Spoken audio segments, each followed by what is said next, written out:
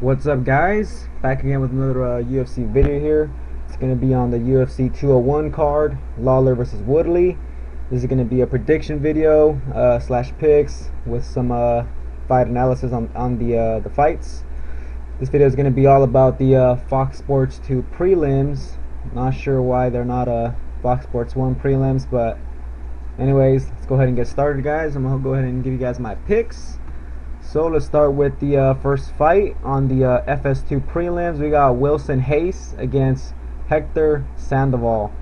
So we got Wilson Reis here, who was gonna fight for the belt, fight against Demetrius Johnson, and of course Demetrius Johnson just gets any flyweight because he's just beating everybody up. So they're feeding him now. They were gonna feed him the number 7 ranked fighter instead of someone more highly ranked because he probably already beat the other guys that are higher ranked. And then you got Hector Sandoval here, who is making his UFC debut. So you got someone that was going to fight for the title, fight a newcomer pretty much. So that's pretty weird right there, right? But Hector Sandoval here, of course, jumped at the opportunity to fight Wilson Reis. Obviously, it's a short notice fight for Sandoval. I'm not sure how long of a notice or how short of a notice it was, but obviously it's still a short notice fight. So how Wilson Reis got the title shot, he had a very impressive performance against Dustin Ortiz, who I would say is a top 10 fighter for sure, top 15 at flyweight. Ortiz, good wrestler, striking's okay also, and as you can see, Wilson Reis pretty much out-grappled the shit out of him. 48 strikes, and he landed 9 takedowns. You guys see that? That's a high amount of takedowns.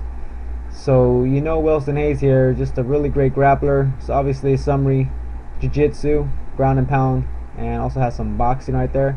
But obviously what this guy really wants to do is take you down, work a submission, or just beat you up on the ground. He has a shit ton of takedowns. Average, you guys can see right there, 5 takedowns average right there. High takedown accuracy. So most of the time when this guy goes for a takedown, he has a high chance of completing the takedown. Look at that right there. It says in BJJ I have a lot of titles. So obviously this guy's just really good with jiu-jitsu. I mean, look at this, all this good stuff they got right here. Let's see, any interesting stuff. He has wins over Caraway, who's a 135er. Fifth fight at flyweight. 6 first round finishes. But yeah, this guy's looking good at flyweight. He did lose to Juzier Formiga, who was another good jiu-jitsu guy. Obviously Formiga was able to get his takedowns in, so he won that fight. But he looked really good against Ortiz, which I'm pretty sure that's why he got the title shot. That, and like I said, Johnson is just beating everybody, so they gotta give him whoever he hasn't beat yet, pretty much. Sandoval, summary is well-rounded. So I seen some tape on this guy. This guy is like pretty much a wrestler with some power. Not super high amount of power in his hands, but he has some power. I mean, if we look at his record here, he doesn't have a shitload of wins by knockout, but I mean, these guys are flyweights, so a lot of them are not going to have huge power. But he has some power, but not super huge power. Reis has been rocked before, though. I think it was against Joby Sanchez, who I think is a good striker. So there could be a chance here where maybe Hector lands a really clean shot and maybe wobbles Reis, but don't see that happening, guys. First of all, Sandoval here coming in short notice, fighting someone who was gonna fight for the belt, and also Sandoval's making his UFC debut. He does train out of Team Alpha Male. So he fights. He's kind of like a similar style, like most of those alpha male fighters. Good wrestling background, some power in their hands. This guy's striking didn't seem too good to me. It didn't look like a super good striker, like he could outstrike Reis the whole fight or anything like that. So overall, I just think the fight's gonna go down very simply. I think Wilson Reis here is gonna go ahead and get those takedowns in. And I mean, Sandoval does have a really good wrestling, but I don't know if he's gonna be able to handle the explosiveness of Reis. I mean, Reis was able to take down Ortiz, who's another good wrestler. So I really see Reis here using his takedown game like he did in his last fight and putting it to use, and just beating up Sandoval throughout the fight. I mean, I could kind of see a finish here. I mean, he has a lot of submission wins. So let's go ahead and say Wilson Hayes here gets a late submission. So 3rd round submission win for Wilson Hayes, guys. That's going to be my pick. Moving on to the heavyweight fight here, we got Hamilton against Grabowski. So I'm not impressed with either of these guys. Let's go ahead and start with Hamilton here first.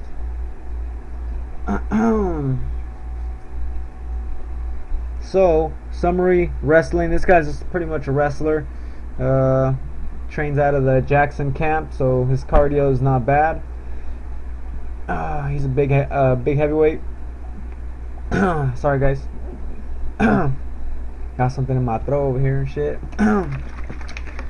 Anyways, this guy is, well, most heavyweights, of course, are not very young. 36 years old, so he's not exactly a young fighter. Like I said, he's a big guy, 6'5", 260 pounds.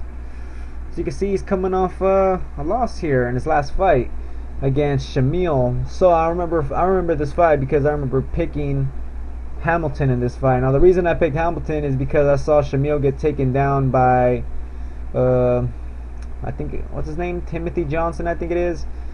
Let's go ahead and just check that real quick. Shamil is a good striker here. So you guys can see right there, Timothy Johnson, a big heavyweight, was able to get Shamil down and pretty much just beat Shamil on the ground pretty much. And I thought Hamilton here could implement a similar type of game plan, but it seemed like Hamilton just didn't have the explosiveness to take Shamil down. Also, Shamil looked like he really improved his takedown defense. So Shamil was just looking really improved. So I didn't really expect that much of an improvement from him, to be honest. But then again, it's a heavyweight fight. It was a close, close in the odds and everything. Sometimes with these heavyweight fights, guys, it's kind of like a flip of a coin, unless they have a really good skill set here. Hamilton's skill set would be his wrestling, pretty much, just get takedowns and beat you up and whatnot, which is what he did to Daniel Omilenchuk. But yeah, anyways, Hamilton's coming off a loss to Shamil. He lost by decision. Yeah, pretty much just got beat up on the feet. Shamil landed a shit ton of volume. I don't think Shamil has a lot of power in his hands. Pretty much just outstruck him with a lot of volume. And then we look at Damian's page here, Grabowski. He's had one fight in the UFC and he got knocked out in the first round by Derek Lewis. Really no shame in that, though. I mean, Lewis is just a monster. I mean, that guy's on a roll right now. He's knocking everybody out. So I mean, there's no shame in getting knocked out by him. Yeah. So the way that fight went was pretty much Damian tried to get a takedown on Lewis, and it looked like he almost had it, and then Lewis just kind of like flipped them over or something when he was sprawling and whatnot. But pretty much he had Damian on the ground. Damian's a really good grappler here, as you guys can see right there. Polish grappling champion, BJJ brown belt. Lots of submissions in his record, but most of these submissions, guys, are not from the bottom. I mean, if you look right here, you guys can see right there, 3-arm triangle, Kimura, guillotine, 2-arm bar. It seems like this guy's submission game is really better. Like if you shoot in on him and maybe try to take him down, he can maybe tap you out with a choke, or if he's just pretty much on top of you, he could work a submission. It seems like on the ground, he doesn't have like a crazy guard or anything. He's not like a Verdum on the ground. Pretty much is what I'm trying to say here. So he doesn't have an offensive game, off his back. So is Grabowski's, takedown defense here going to be able to hold up against Hamilton? Because the way I could see Hamilton winning this fight is maybe just getting takedowns on Grabowski, but Grabowski is a good grappler and also has takedowns of his own. And on the feet, I think they're kind of similar. I mean, the difference here, I guess, would be the amount of volume that Hamilton throws here. He throws a lot more volume. It's kind of hard to judge Damian since he's only had one fight in the UFC, so those strikes per minute, obviously ain't really too accurate. What else? Yeah, so, what else? Let's see. Yeah, like I said, these heavyweight fights, just kind of like, called coin toss. So for me, guys, I'm going to go ahead and just side with Grabowski here. I think his grappling game with the submissions should be able to get him a win here. On the feet, I see it fairly even on the feet. I don't see them both having a super huge advantage over each other. I think Hamilton's chin's maybe a little bit worse than Grabowski, so maybe Grabowski might be able to hurt him first before Hamilton hurts him. And about the takedowns, if Hamilton does get him down, you know, there's a chance maybe Grabowski could try to work for some sort of submission. So, you know, there's something to think about there. But I really see Grabowski, you know, not really getting taken down too much in this fight. I kind of see it just staying on the feet, and or maybe even Grabowski getting a takedown of his own here. Yeah, that's kind of the way I see this fight going. I don't see this fight really ending in the first round, but it could. I mean, it's a heavyweight fight. So if this fight doesn't end in the first or second round, I think it's going to go all 3 rounds. And we're going to have like maybe a split decision or just a regular decision. Yeah, guys, I'm going to go ahead and pick Grabowski here. And let's just go ahead and say he gets a... Let's go ahead and say he gets a decision. Let's go ahead and say Grabowski wins by decision. Grabowski here, guys, wins by decision. It's going to be my pick. So Grabowski by decision. Not super confident because of the heavyweight fight, but yeah, I'm just not going to go ahead and pick Hamilton again, especially after he lost that last fight when I picked him. So with the grappling credentials for Grabowski, say he gets his win. It's not going to be a badass fight or anything. It's probably going to be a boring fight, but I think Grabowski gets it done. So Grabowski by decision, guys. Moving on to the next fight. I think this should be a good fight here. We got two strikers, but Masvidal does have also very good grappling, very underrated grappling. Let's go ahead and open up their pages. So we got Pearson obviously against Masvidal. Starting with Pearson's page. This guy fought very recently. He's coming in on, he's coming in on short notice to fight Masvidal here. This guy's last fight, as you can see, was very recently in July 8th. That's not even that long ago right there. He fought against Will Brooks. Of course, I picked Will Brooks. Yeah. So, he lost that fight. Will Brooks didn't get too much takedowns in, so you know Pearson's takedown defense is on point. You know, his takedown defense is improving a lot. This guy's overall just a really good striker, great boxing. Also has great leg kicks. So obviously he has that multi background also, but you know he really likes that left hook. Yeah, wrestling, I don't know about that type of summary. Let's go ahead and look at Masvidal here. Summary: heart. This guy's well-rounded, man. So you can see he loses split decision or close fights. Most of the time he's losing them. Look at that. Look at that. He has 3 split decision losses right here. And it seems it's because this guy right here doesn't really pull the trigger that much. It seems like he always thinks he's going to win the fight, but then he ends up losing. And he wonders why he's losing. Is because this guy, it seems like he could do more in the fight, but it's like he doesn't want to do more. It's kind of weird. Against Ale Quinta, he got robbed in that fight. I don't know what the fuck happened there, but the Benson Henderson fight, I would say he lost that just based on the stats here. I'd have to watch the fight again. The Larkin fight, I picked Larkin winning that fight, and you know, since I picked Larkin, I thought Larkin won the fight. But overall, Masvidal here is a really good fighter, guys. You know, has some good power in his hands, great boxing. You know, overall, just a really good fighter, man. This guy's very technical, very underrated fighter.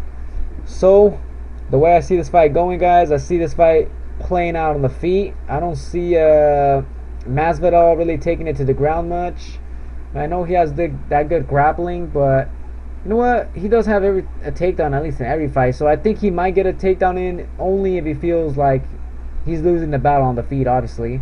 But I see this fight being kind of even on the feet, if not a slight advantage for Masvidal. I think Masvidal's, you know, volume with his boxing and whatnot will probably win the fight. Also, just being the smarter fighter, the more technical fighter, and having that grappling game to to fall back upon. If he's losing the fight on the feet, he's gonna go for the takedown. I do see the fight being played out on the feet, but I just think Masvidal is just too much of a smart guy. If he feels he's losing, he's gonna get that takedown just so he can, just so he can score some points here for the judges. And as far as there being a finish here, I don't see a finish here at all. I see Masvidal winning this fight by decision, guys. That's pretty much what I think is gonna happen. Pearson's a good fighter, but he's coming in short notice. Masvidal is gonna have the strength advantage, the power advantage, also. I think. He's gonna be the bigger guy. I know Masvidal's fought at 55 before, but Masvidal is just a bigger guy here overall. On the ground, Pearson, like I said, has improved takedown defense, so that's why I see the fight being played out more on the feet. But Masvidal has good takedowns, so like I said, Masvidal feels he's losing the fight on the feet. He's gonna take him to the ground, and yeah, maybe work some ground and pound. Beat him up on the ground and whatnot.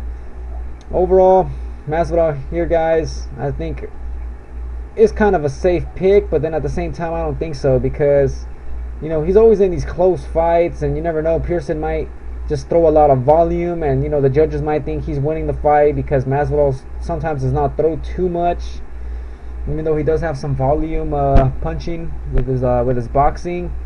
So you know what, guys, I think Masvidal's gonna break this curse this time, and I think he's gonna get a win here. So Masvidal by decision.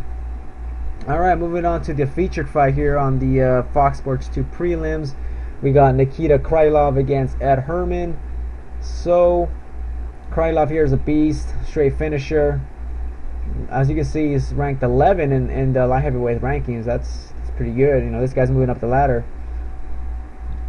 Here's a summary. Great record. Also, another thing to note is this guy's a prospect, very young fighter, only 24 years old. Also used to fight at heavyweight, so this guy is not exactly a small light heavyweight. So a summary: equally well versed standing up and on the ground, knockout power, good agility. His last fight, this guy, first of all, he's on a 4-fight win streak.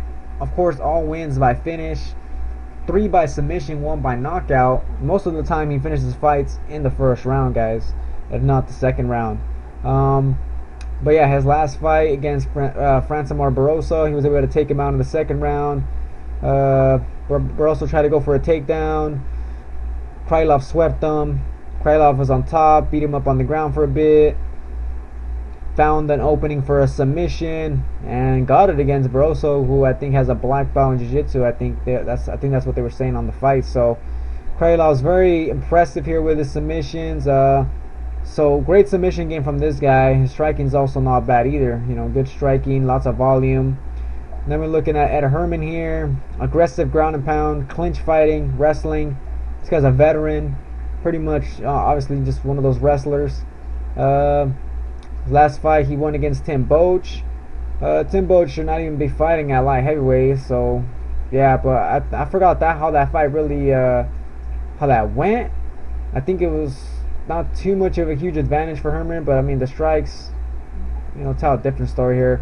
I would say Herman was winning the fight and I think he threw like a clean punch, and he was just able to knock out or hurt Boetsch. I want to say it was a knee or something also. I don't know. I forgot, guys. It seems like it's been like, a while already. So yeah, either way, he got a finish against Boetsch, but Boetsch was a 185er, but then you could say Herman's a 185er also. Before that, he got knocked out by Brunson, who's obviously a beast. Before that, he won against Natan 2014. What else? He's also an older guy, obviously, 35 years old. But let's go ahead and get down to my pick, guys. So it's going to be a very simple pick here. I'm going to go ahead and go with the prospect here, the up-and-comer. I'm going with Krylov, guys. I see him just obviously being the up-and-comer. He's really good on the feet. His submission game is really good. His takedown defense is improving. There's a way for Herman to win this fight if maybe Herman can land a lot of takedowns and just hold Krylov down.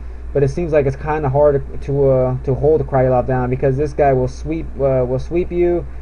Or work some sort of submission or something. Man, this guy's just a finisher, and he's always very aggressive, and he's trying to finish the fight, as quickly as he can. Pretty much, this guy just comes in hungry, hunting for the finish, pretty much. So, I see Herman here having problems, especially on the feet against Krylov. And I think Herman's going to be shooting for that takedown very quickly. But if he shoots for the takedown too quickly, maybe Krylov can time him with some sort of knee, or Krylov might be able to pull out some sort of submission on the ground if Herman does get him down on the ground. But there is a way here for Herman to win the fight. I just don't see it happening against someone being such a good finisher, and just really on this roll right now. He has a lot of momentum, and Krylov, like I said, has fought as high as heavyweights. So this guy's beat heavyweights before. And yeah, I just really can't see him having too much problems here with Herman, guys. So I'm going to go ahead and pick Krylov, and of course I see a finish here. And let's go ahead and just say it's going to be a...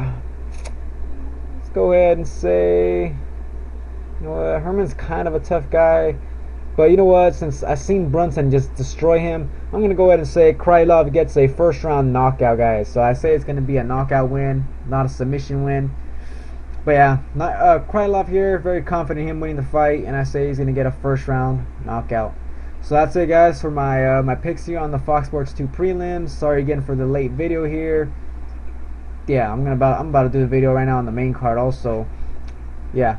Anyways, so let's go ahead and recap. I'm picking Reis to win here by a third round submission.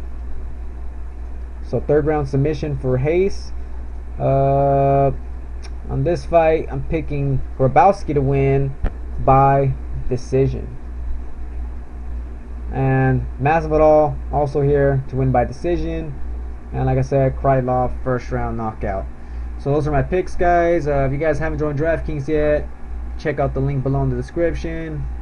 And let's make some money with that, But that's going to be it for these picks, guys. Stay tuned for my next video where I'll be doing my picks on the main card. And yeah, catch you guys on the next video.